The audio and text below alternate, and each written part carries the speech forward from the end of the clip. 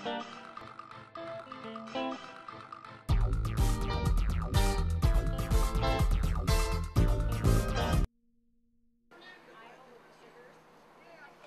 you so much, Henry. I want to thank everybody who has come out today. If you don't mind just for a second. Today, I'd like to talk about, let me go this way. I'm going to talk a little bit more about what we've been going through here in Ohio, if you don't mind for a second. Right now, we have multiple groups that have been trying to pull together and make something happen, make something move for medical cannabis here. And we haven't been able to spread the word as much as we should. And the problem with that, once again, I was saying earlier, was because we don't have enough people coming out to actually support themselves. To support what they do, what their family does, and what we do. Most people sit around and say, what's the point? It's never going to be legalized. And yes, we are right now looking at 17 states that are now legal. Why we're not legal makes absolutely no sense to me. Why Arizona became legal before Ohio became legal makes absolutely no sense to me. Not that I have anything against Arizona, but Arizona has been behind the times very much in the past, and now they are way more progressive than we are here. And we should be part of the freedom trails. The freedom rides that were done in the 60s, they came from a lot of people in Ohio. I just stood in Washington, D.C. in April with people from Ohio who made Washington, D.C. happen. I got to stand in front of the White House and in front of the president's own palace.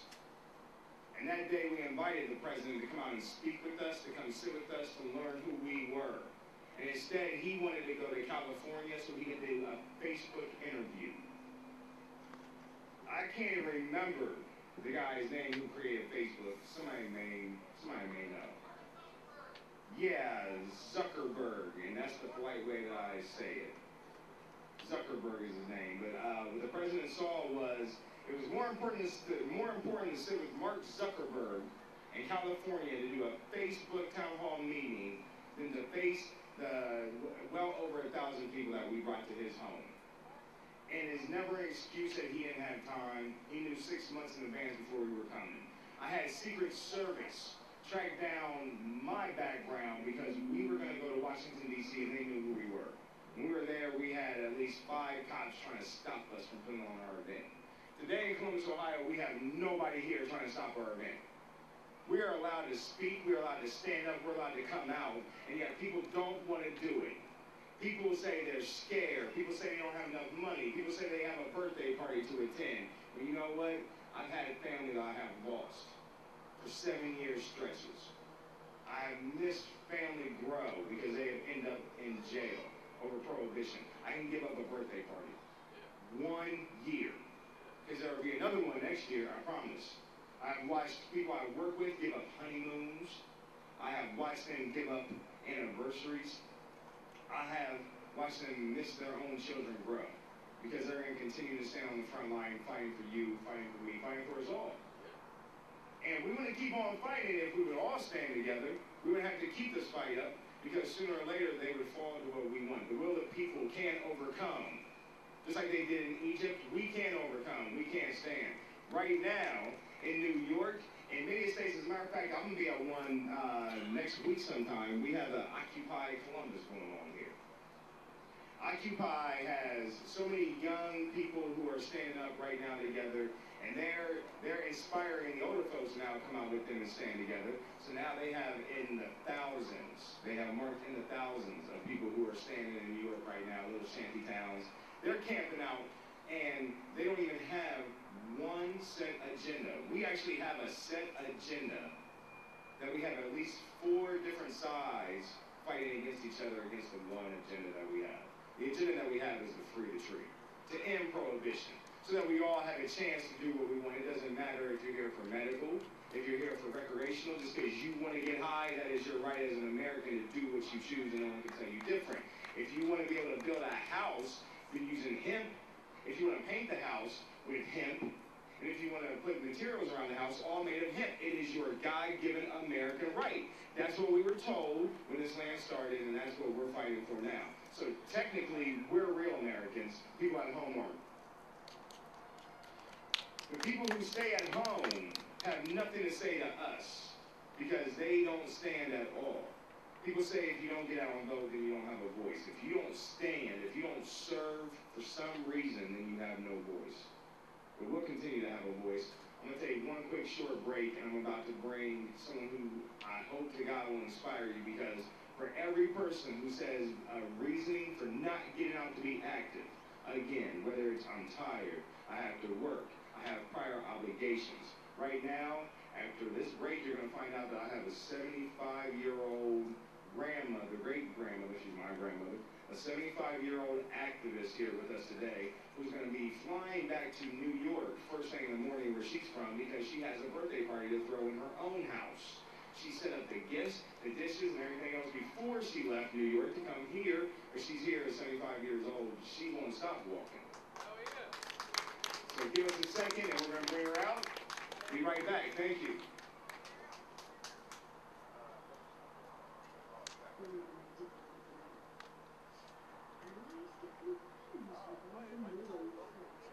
Please, please.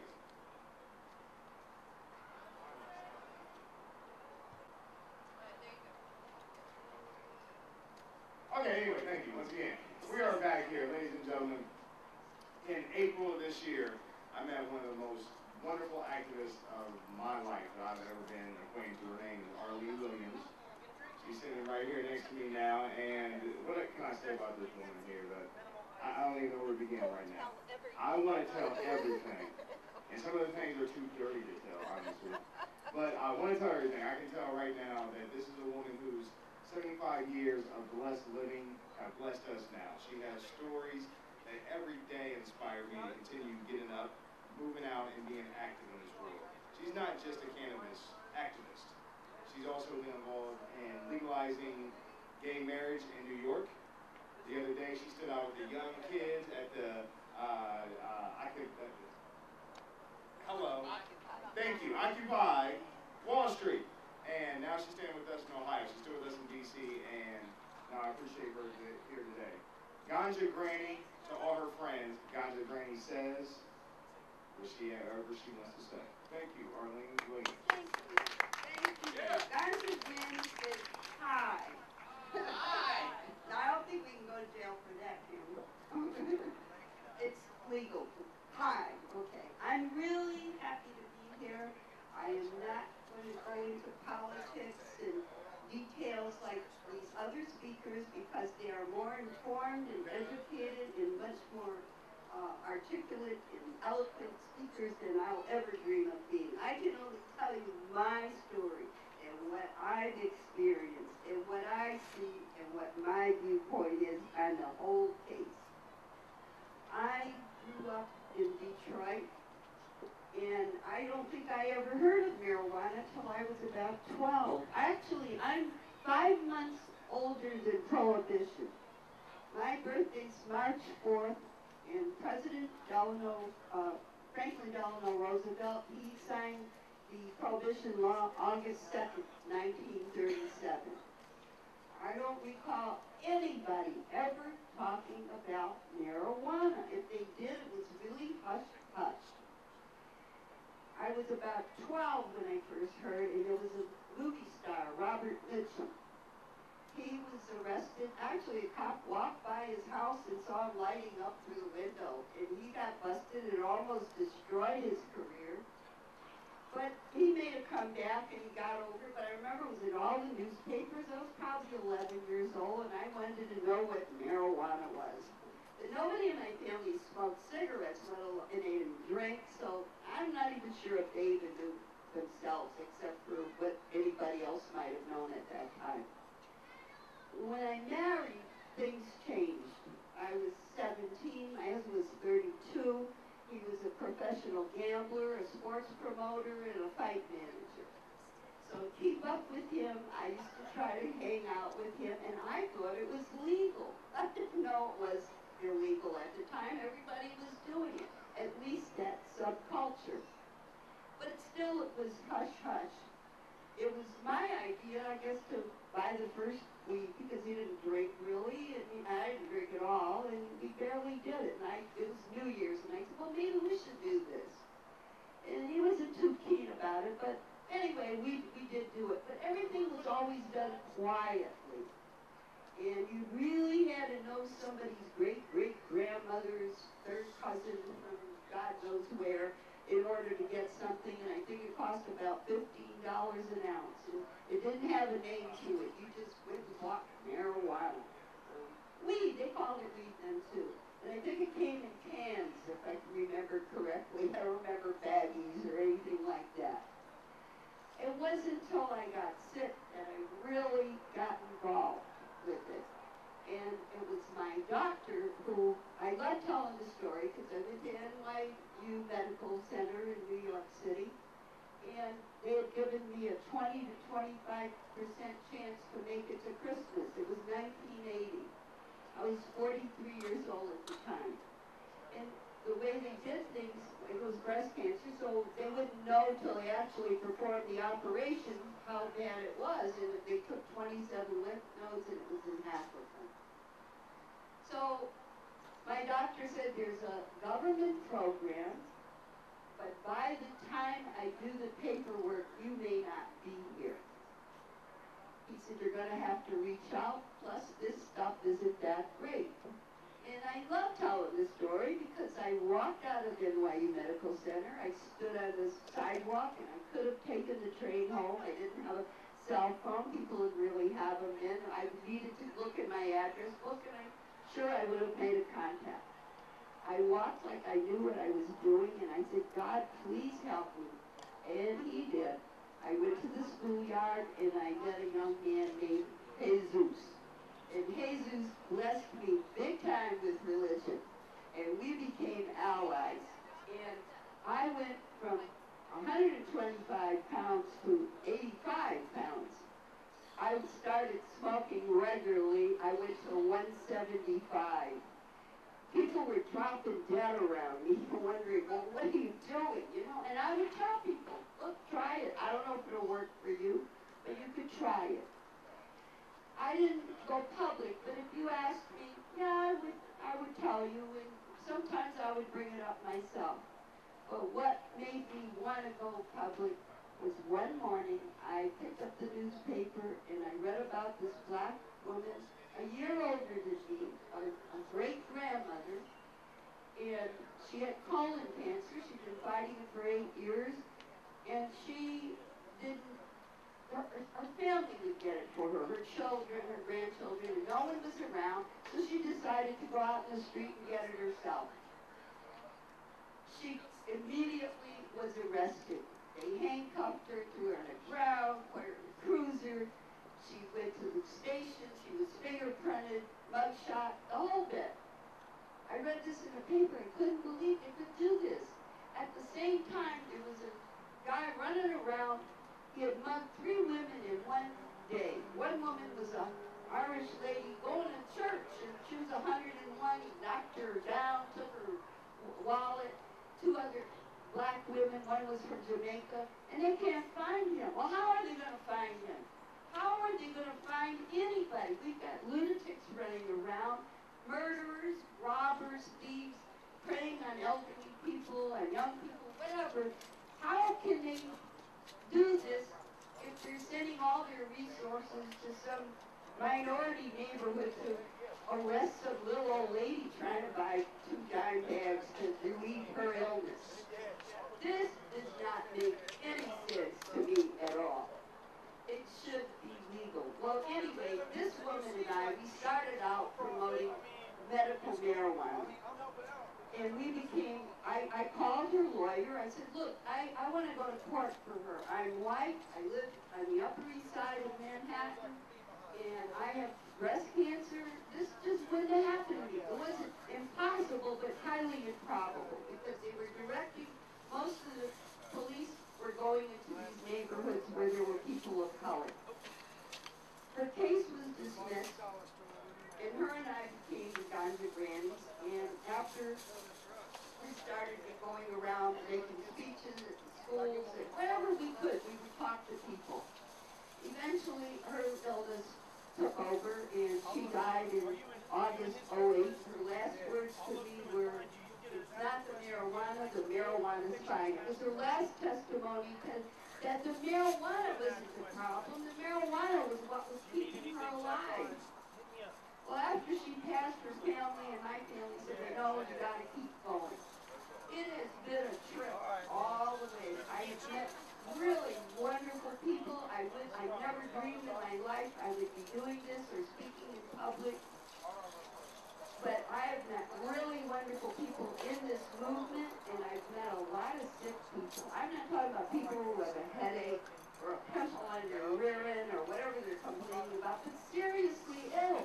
And they need cannabis. It works for them. I don't tell people it's going to cure you. I don't tell people it's going to work for you positively. I don't know that. Like any prescribed medication, maybe it'll work, maybe it won't work. And it depends, I guess, on the individual and how they receive it, what their system is like. We need to legalize it, though, period. Last year in New York City, we spent $75 million, taxpayers' money, on minor marijuana arrests, mostly in areas where there are people of color. They know through research that mostly white people do smoke, and only 15% of them are in prison. Aside from the prejudice aspect of it, kids are losing their aid, their college aid, they get a record or what, maybe not for just smoking a joint, because but still, the police con them into, turning their pockets inside out and exposing what they have, and then once they do that, they're arrested. All of this underhanded, deceptive ways that they're using, all that's got to go. We campaigned in New York, we stood in front of the mayor's house, and we tried our best, and finally now, maybe they're going to back off. I don't know where this movement's going, but 100 years ago, a couple states did put it on the books and make it illegal. It'll be 75 years next year that it is illegal under federal law. It's 40 years this year that Lincoln declared the war on drugs. And where are we? The best we can do is talk about it. We are talking, that is a step, but since it's taken all this time to get to this point, whatever we've been doing is not right. We cannot continue to do what we were doing and expect positive results. We must change our MO. It hasn't worked. I don't know, I don't have the answer. I hope that the younger people can do it. They take me, they drag me out of mothballs here and there, and I'm standing in front of you now, and I'm making this speech, and like I said, I can only tell you my story and what I observed. We need to come together, we need to pull together as one. I don't care how many organizations there are out there. We only have one goal. We must think solidarity. I mean, since 1937, since it became federal law, we've gone through World War II and other wars. They brought the Berlin Wall down. Poland managed in solidarity to kick communism down, bring the Iron Curtain down. I mean, last January, we had these kids assemble in Turkey for 18 days of peaceful protest, and they brought their government down. All right, we can't compare our cause with theirs, perhaps, but it's the same thing. Why can't we get together? Why can't we be together as one? We all want the same thing, a legal hit. Ganja Granny's quest for a legal hit, I want it in my lifetime, so we can all smoke together. That's all I can think about. There are so many more important things going on in the world that we should be involved in. But I can't backtrack now. I can't back off now. I want to see this done. I want it done as soon as possible so I can go on and do something else. Because we're going to smoke no matter what. However you're doing it, smoking, vaping, I don't care what it is. That's not going to end. I've seen it all my life. And like I said, at one point I thought it was legal. I don't think that's going to change, whatever the law is. And it only makes criminals out of both sides of the law. The cops wind up wanting their end of it, and we wind up wanting to deal or whatever you think is going to get you over. So, you know, what's the point?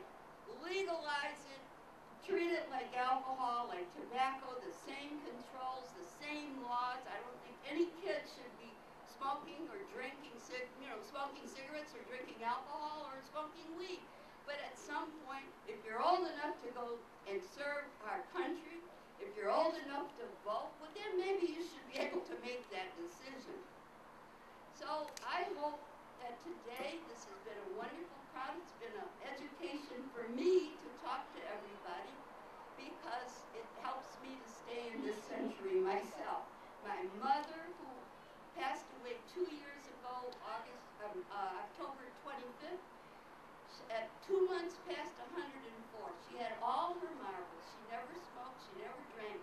But at 103, she campaigned in Michigan for medical marijuana because of me. Because she thought it helped me and she thought it would help other people. So I hope that today that we can all come together. With each state, we need to help each other. All through the United States, we need to pull together and try to do it together. Charity begins at home. You start at home. And you don't have to you don't have to move mountains. If you just talk to people every day. Opportunities are presented to you every single day to get the message out there.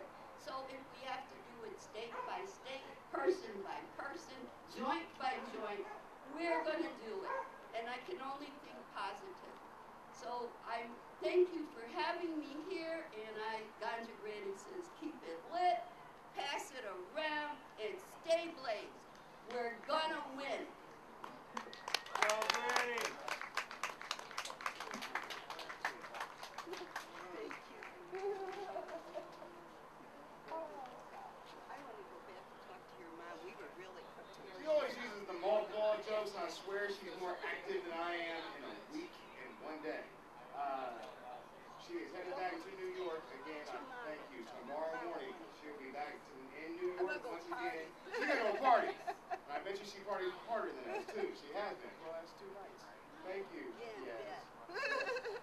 By myself. Never mind. Okay, stop that. I'm glad to hear you. I'm not gonna tell you all the dirty things. Oh, wait a minute. You know, you should introduce this man right here. Come here, Ganja Grandpa. I would like you to, please. He was, yeah, Doug. I met him. He was in a green Santa Claus suit. Really? I was trying to, I have the photos on my camera. Trying to, come on and say a few words. What was your name, sir? Doc. Doc. Hello, Doc. How are you? I met him in the street out of March. He was riding around on, what was that? It was on a scooter. Some kind of, it was a scooter? Cruising cooler. Yeah. Dressed in a green Santa Claus suit. It was May. And I fell in love. Where was that? In New York. In New York. Yeah. In May. Yeah. 2 years ago. Million Man March. And that's where, and that was New York? Yeah. It's on the video where I'm telling him, oh, I'm going to give you a black dance. I'm going to give you it's really funny. We appreciate you being here today, Doc. Let's say a few words on that. Yeah. Well, I found out through the website, Goodman's Village, along with Lynn Wilson, who introduced me to her radio show. As money. And I found out our meeting.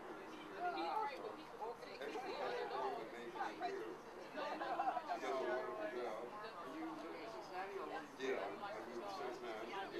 Okay, you're in Dayton. No, I moved to Cincinnati. Okay. Yeah.